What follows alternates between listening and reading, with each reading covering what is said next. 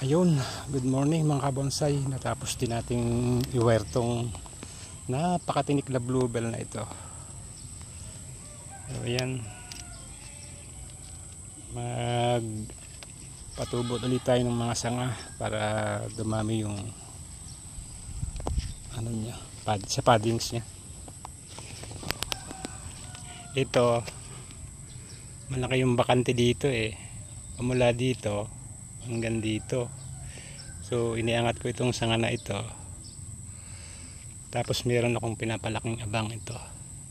Dahil pag sinilip mo dyan, malaki yung ano niyan malaki yung magiging puwang o ano, bakante. O palakihin natin itong isang to.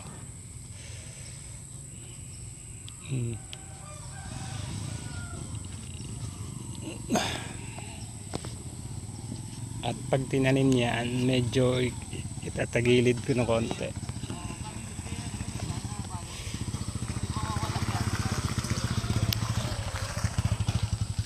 So, yun na muna. Update ulit.